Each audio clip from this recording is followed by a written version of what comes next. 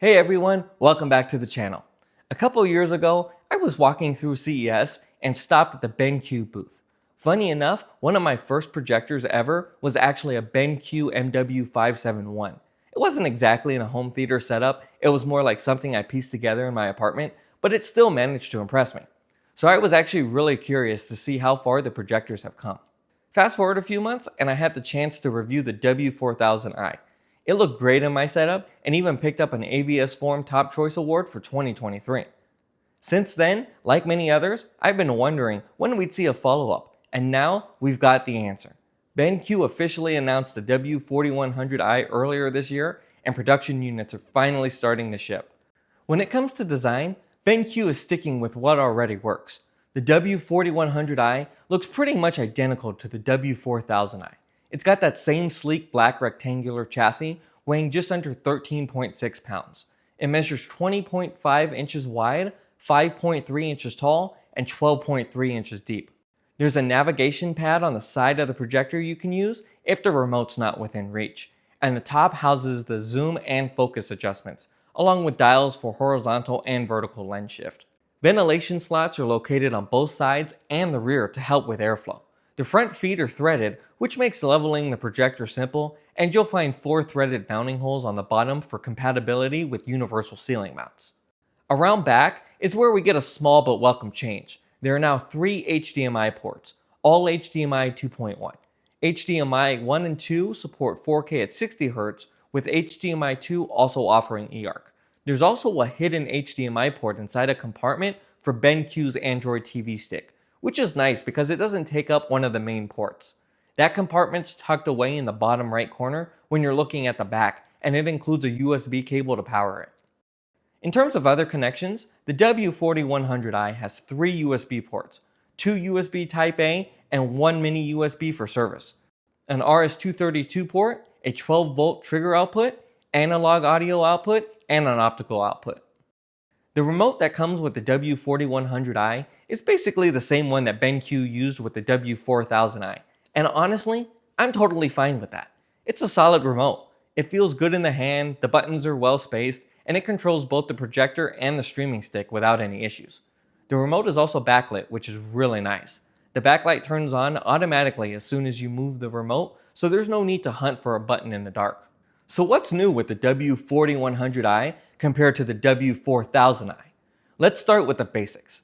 It's a 3200 lumen single chip DLP projector that uses a 4 LED light source. That means red, green, and blue colors are generated separately.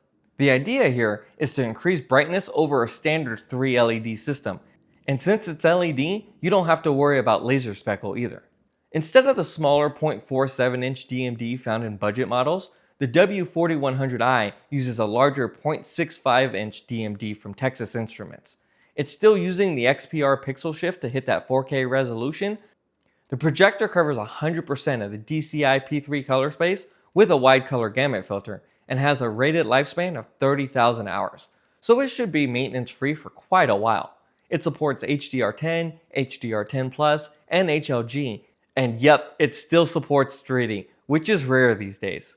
For sound, there's a built-in 5-watt speaker. Most people will use a separate system, but it's good to have something built in if you're just doing a casual setup.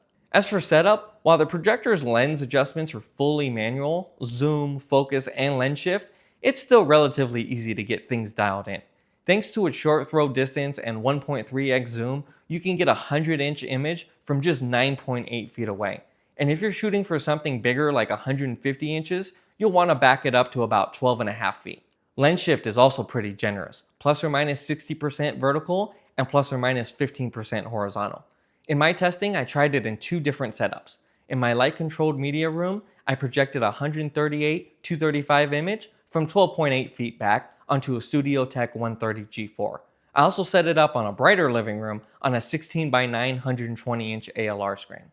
After getting everything adjusted, Filmmaker Mode delivered the best out of the box results. Every unit comes with a factory calibration report, and mine tracked grayscale with a delta E under 2.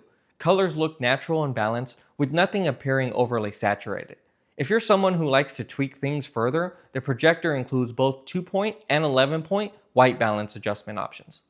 Because this projector is fairly compact, you might expect the fan noise to be more noticeable, but that's not really the case here. Sitting about 5.5 feet from the projector, I found it to be surprisingly quiet.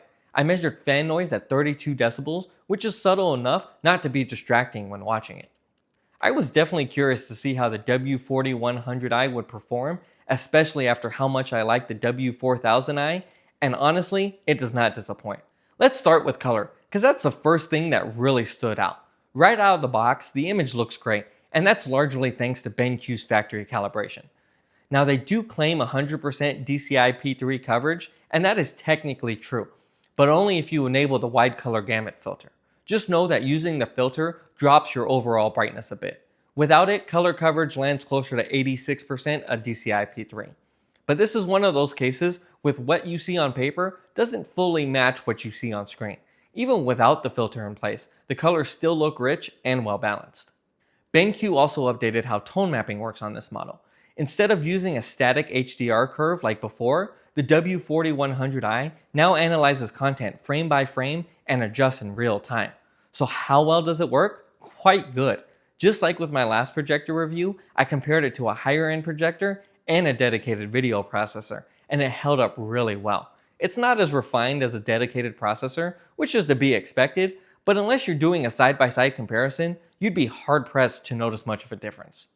As for brightness with this projector, in filmmaker mode straight out of the box, I measured 1,368 ANSI lumens without the filter engaged. In the projector's brightest setting, which is bright, I measured 3,410 ANSI lumens, which is a decent improvement from the previous model. Unlike some bright modes that aren't really watchable since they tend to lean green, I could definitely see myself using this for sports with some ambient light in the room. BenQ has also introduced some new picture modes this year, like AI Cinema for both SDR and HDR content.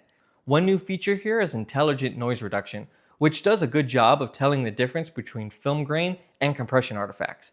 It also adds some sharpness in processing, but doesn't go overboard. The result is a sharper looking image. Without it, the image can look a little softer, which some might prefer, but for those who want a bit more pop, it's a good option. While this isn't a native 4K projector, it still delivers a sharp, detailed picture even when upscaling 1080p content. Black levels are solid for a projector in this price range. They're not quite what you'll see from projectors in the 5,000 and up category, but they're still pretty good. I measured a native contrast of 1,940 to 1 and dynamic contrast hit 5,210 to 1. Again, those numbers might not blow you away on paper, but on screen, the depth and shadow detail are there. Motion is another area where the W4100i does a great job. Like most DLP projectors, it can struggle a bit with 24Hz film content, but BenQ gives you some helpful tools here. There's the 24p cinema mode that keeps motion looking clean without making everything feel overly processed. Wrapping things up, the BenQ W4100i builds on what made the W4000i such a great projector. You still get great out of the box color, strong HDR performance, and a solid overall image, but now with better motion handling, improved tone mapping, and some surprisingly useful AI picture modes. And the best part? It's still priced at $2,999, same as the W4000i, so you're not paying more for those upgrades, which is something you don't see too often anymore. On paper, some of the specs might not seem like a huge leap forward, but what you see on screen tells a completely different story. For all these reasons, I'm happy to give it an AVSForum top choice for 2025. If you found this review helpful, go ahead and hit that like button, subscribe for more home theater reviews, and let me know in the comments what you think of the W4100i, or if you're considering picking one up. Thanks for watching, and I'll see you in the next video.